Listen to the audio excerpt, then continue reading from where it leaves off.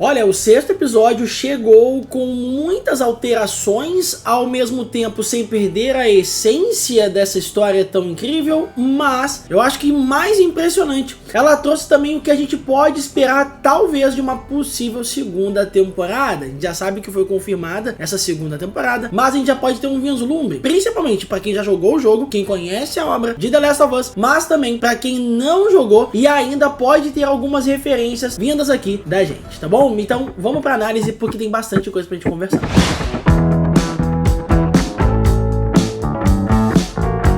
Salve, salve família! GD aqui na área para mais um vídeo de análise do episódio 6 agora de The Last of Us, essa série transmitida pela HBO Max. Tá aí adaptando o que eu sempre vou deixar claro para vocês, todo mundo que me conhece sabe que The Last of Us é o jogo da minha vida, ele é o jogo que eu mais amei jogar na minha vida, em toda a história, mudou a minha forma como ver um jogo, e ver essa adaptação da HBO traz uma nova perspectiva sobre essa obra, e também a gente sabe essa maldição que existe de, né, tentar adaptar uma obra pra televisão, uma obra dos games pra televisão, e a gente tá vendo que o Craig Mazin e o Neil Druckmann, né, os responsáveis aí, estão sabendo fazer isso com maestria. Mas pessoal, esse episódio tem muita referência de algo que a gente vai ver talvez na segunda temporada, e pra quem não jogou o segundo jogo, vai ser um estraga prazer aí, vou estragar a experiência de vocês. Então saiba, vai aparecer aqui um spoiler gigante na sua tela, porque a gente vai conversar sobre algumas referências, alguns atos importantes sobre o The Last of Us que provavelmente vai se concretizar na segunda temporada. Então, se você não quer estragar sua experiência, veja o vídeo mais pra frente, assim que você souber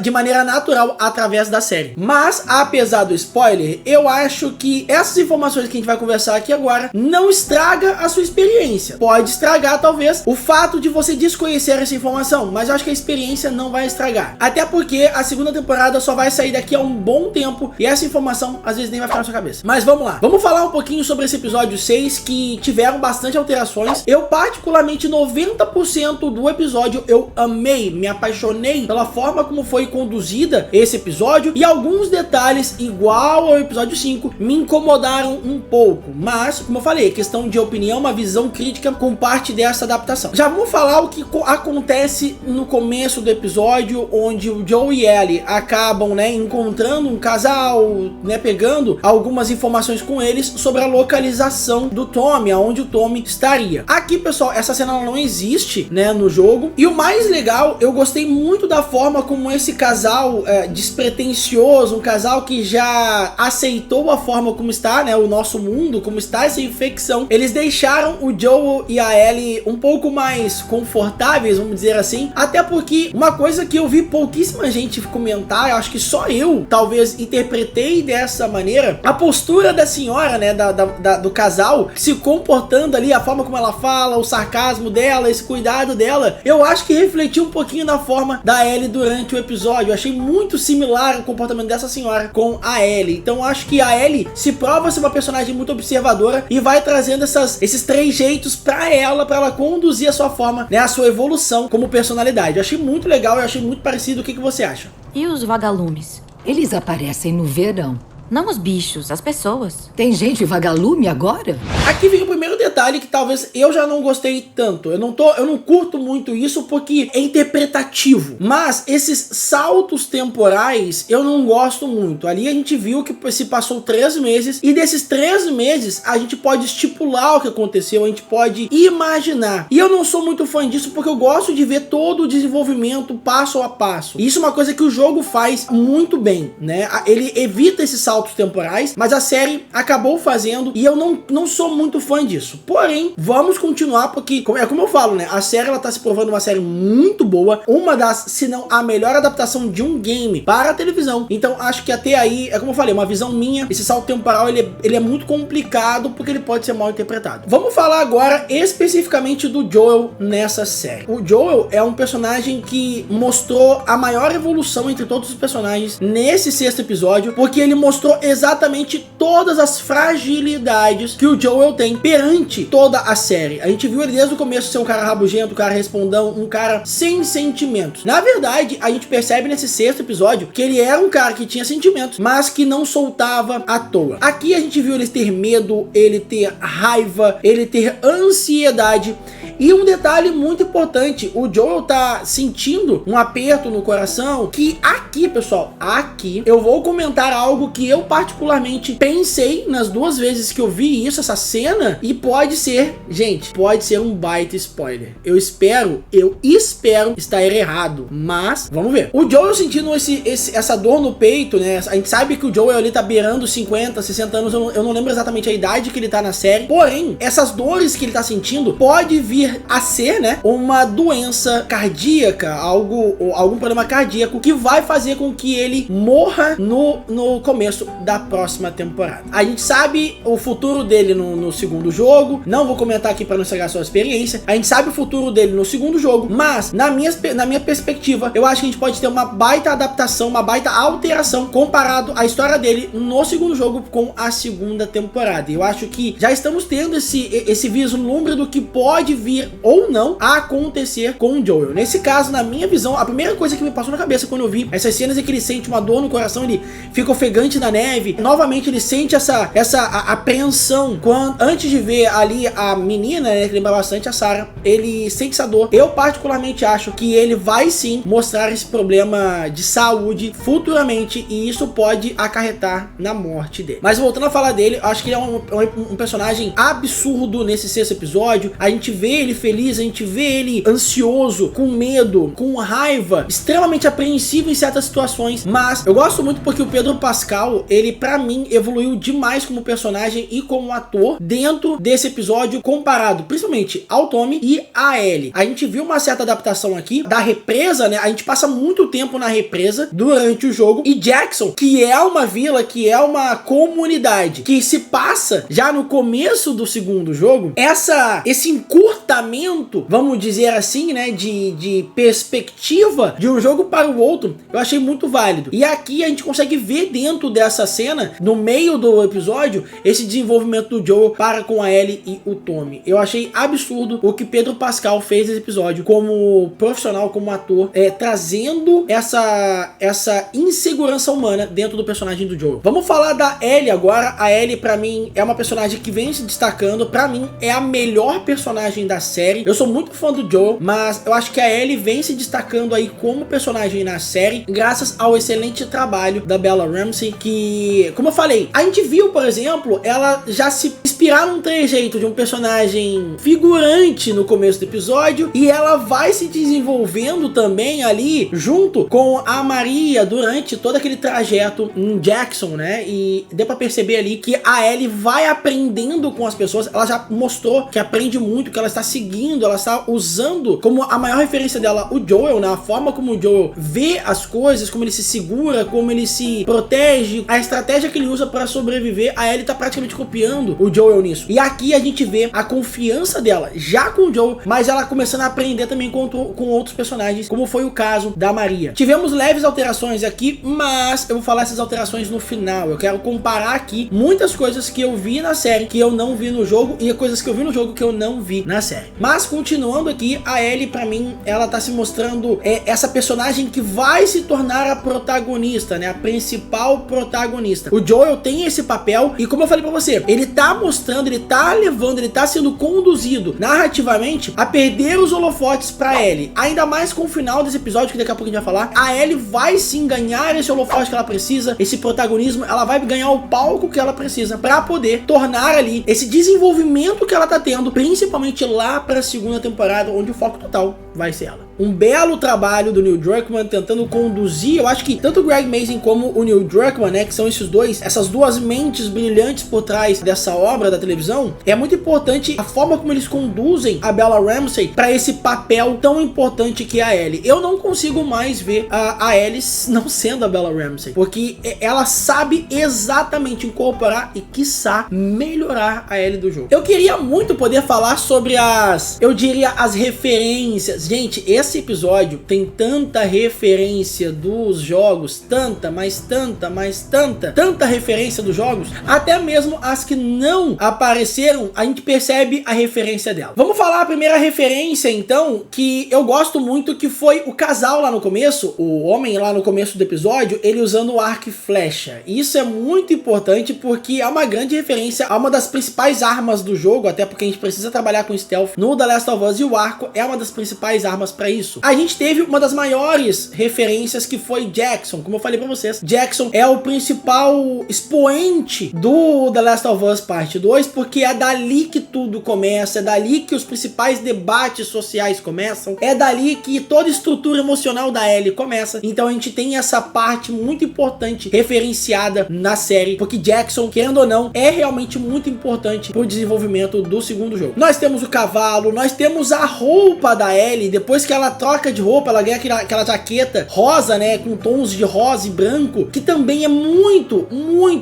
fiel ao jogo, entre outras. Aliás, uma coisa que eu particularmente percebi, e eu não sei se é verdade, tá, mas é porque eu fiz o roteiro desse vídeo, porém eu não anotei certas coisas que eu passei muito rápido. Mas o momento em que o Joel encontra o Tommy, o casaco que o Tommy tá usando é exatamente igual ao que ele tava usando no jogo, no encontro com o Joel. São inúmeras referências. Uma delas, e novamente, spoiler gigantesco do que eu vou falar aqui agora. Em um dos momentos de refeição lá dentro do refeitório, né, do restaurante em Jackson, onde Tommy e Maria estão conversando com o Joel e a Ellie, tem uma menina espiando a Ellie. Gente, não tem como negar que essa menina pode ser sim a Dina. E novamente vou deixar aqui o aviso, porque isso aqui pode ser um spoiler absurdo. Pra quem não sabe, Dina é o interesse amoroso da Ellie no segundo jogo e que traz muita importância, ela que desenvolve as camadas, as principais camadas da Ellie no The Last of Us Part 2. E ali a gente já tem essa referência, essa forma de olhar a Ellie muito curiosa, mas ao mesmo tempo se fazendo de durona. Isso foi muito interessante. Olha, parabéns para essa jogada. E eu acho isso interessante porque a gente precisa ter como embasamento que as pessoas que estão assistindo a série, grande maioria, se bobear mais do que 50%, já jogaram o jogo. Então realmente eu gostei muito de ter a introdução de Jackson, a introdução da Dina, essas referências do segundo jogo, para mostrar para quem já conhece a obra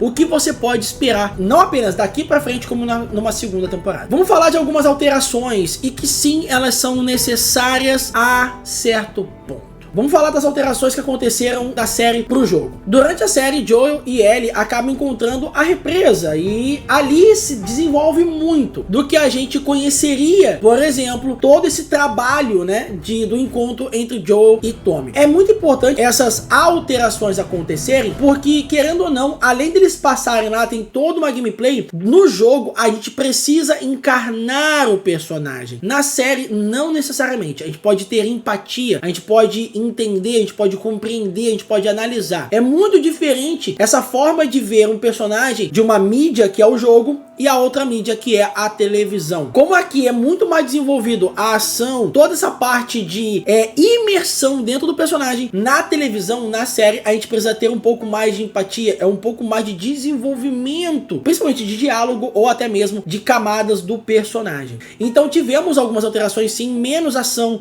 acontecendo na parte da represa, na parte que o pessoal já está em Jackson, por exemplo. Existe uma invasão de caçadores, uma invasão de saqueadores, onde ali não tem. Por que eu falo isso? Porque não necessariamente é obrigatório ter ação, ter tiro, ter invasão, ter ataque de infectados. Não é necessariamente obrigatório isso acontecer na série. Até porque não precisa. A série ela precisa ser sucinta, ela precisa ser muito bem trabalhada no desenvolvimento de arcos. E isso se dá muito aos diálogos que acontecem de ato por ato. Diferente do jogo, que precisa trazer a gente para dentro de uma imersão de gameplay, uma imersão de jogabilidade que a gente precisa ter, porque é um jogo e se a gente não jogar, a gente acaba se frustrando. Uma outra alteração é durante a conversa do Tommy e do Joel, onde a Ellie acaba escutando e ela foge do centro, né, dali da comunidade que a Maria e o Tommy estavam estabelecidos, né, e ali tem toda uma parte de também ação, procura. A gente sabe, por exemplo, exemplo, que quando a Ellie foge e vai Joel e Tommy de cavalo procurar ela, muitas dessas conversas, elas foram adaptadas para esse episódio. No momento no bar onde o Tommy e o Joel estão conversando, você percebe que, claro, a própria conversa, o diálogo, o roteiro desses diálogos mudaram, mas é a mesma essência do tipo de conversa que eles têm nessa cena onde eles estão a cavalo indo atrás da Ellie, onde o Joel percebe que ele precisa ser a proteção da Ellie e por aí vai. É muito importante também o último ato desse episódio. Assim que o Joel e a Ellie eles se encontram, aliás, deixa eu fazer uma grande menção incrível aqui, porque não houve essa procura a cavalo, né, do Joel e o Tommy atrás da Ellie, porém, a cena em que o Joel encontra a Ellie no segundo andar da casa no jogo, ela se repete no segundo andar, na casa que eles estão estabelecidos em Jackson. Gente, a cena é igual, o diário, a forma como a Ellie tá lendo o diário é praticamente a mesma. E é interessante porque essa cena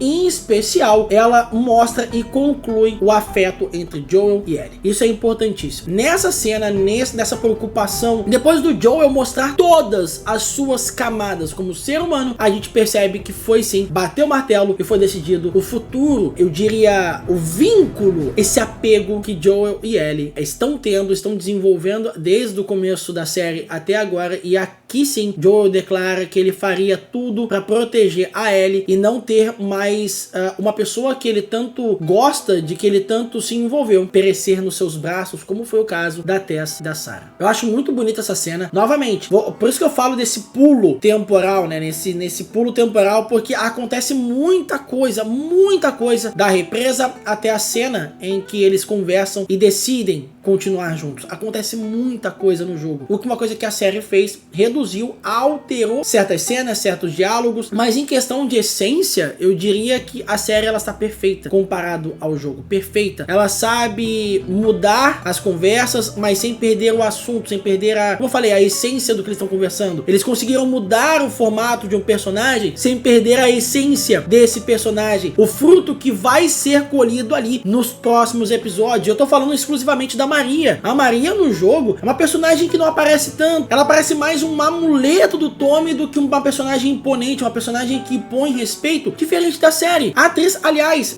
a atriz que faz a Maria na série, eu não lembro o nome dela, eu não lembro realmente o nome dela, mas eu olho pra ela, eu lembro a personagem que ela fez em True Blood, que ela foi uma vampira no True Blood. Eu achei magnífica aquela série, eu amo aquela série. E eu olhei pra ela, eu lembrei de True Blood. Mas a forma como essa atriz trabalhou a Maria na série, eu senti, caramba, uma perfeita. É uma pessoa de responsabilidade, é uma pessoa que impõe respeito. Eu achei muito forte isso. Aliás, todo o desenvolvimento que o Joel tem com Ellie nesse pulo temporal no jogo, quem tá tendo agora é ela na série. Ela que mostra pra Ellie a dor do Joel. Ela que mostra pra Ellie o que ela precisa fazer a partir de agora. E a Ellie observa muito. Eu falei pra vocês, a Ellie tá muito observadora nessa série. E magnificamente, nós temos o Tommy mostrando uma nova forma de ver esse personagem. Por quê? O ator que faz o Tommy, ele é, pra mim, nossa, que personagem, que atuação nesse arco de Jackson ali, né, no episódio 6, porque uma coisa que não tem no jogo, mas foi trazido pra série, e eu acho que trouxe um peso emocional pro personagem do Tommy, foi a gravidez da Maria. Na série a gente não tem, então o Tommy aqui, ele tá muito mais reflexivo, ele tá muito mais esperançoso, tanto que uma das brigas com o Joel no bar, ele fala, cara, você parou no tempo, eu não posso me dar esse luxo. Então eu achei muito legal isso, eu achei muito interessante esse desenvolvimento